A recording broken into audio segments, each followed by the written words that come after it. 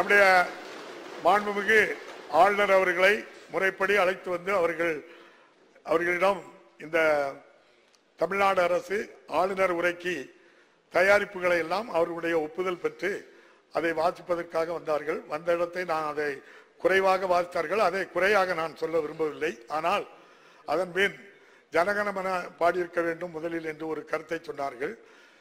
அதாவது எல்லோருக்கும் நிறைய கருத்துக்கள் இருக்கு, அவற்றையெல்லாம் பேசுவது மரபல்ல. மிக உயர்ந்த பதவியில் இருக்கின்ற மாண்புமிகு ஆளுநர் அவர்களை இந்த அரசு, முதல்வர், முதலமைச்சர்கள், சட்டமன்ற உறுப்பினர்கள் எத்தனையோ கருத்து கொள்கை வேறுபாடுகள் இருந்தாலும் மாண்போடு நடத்துவதுதான் இந்த தமிழக அரசினுடைய பண்பு, முதல்வருடைய பண்பு.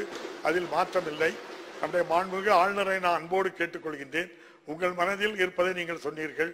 எங்கள் மனதில் இருப்பதை, இவ்வளவு பெரிய வெள்ளம் புயல் ஏற்பட்டிருக்கின்றது, ஒரு பைசா கூட நிதி தரவில்லை, பல லட்சம் கோடி ரூபாய் நம்முடைய மாண்புமிகு பிஎம் கேர் ஃபண்டில் உள்ளது. பிஎம் கேர் ஃபண்டு இந்திய மக்களால் கணக்கெழுத முடியாத, கணக்கு கேட்க முடியாத பண்டில் இருந்தாவது ஒரு 50,000 கோடி ரூபாயை ஐயா வாங்கி தந்தால் நன்றாக இருக்குமே என்று நான் கேட்கலாமே.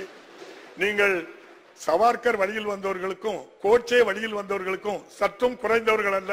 தமிழ்நாட்டு சட்டமன்றமும் சரி என்பதை கூறி மாண்புமிகு முன்னோர் அவர்கள்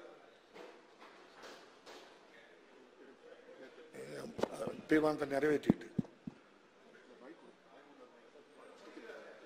மாண்புமிகு பேரவைத் தலைவர் அவர்களே, ஜனகணமன என்னதான் தற்போது இந்த ஆண்டிற்கான முதல் கூட்டத்தொடரின் தொடக்கமாக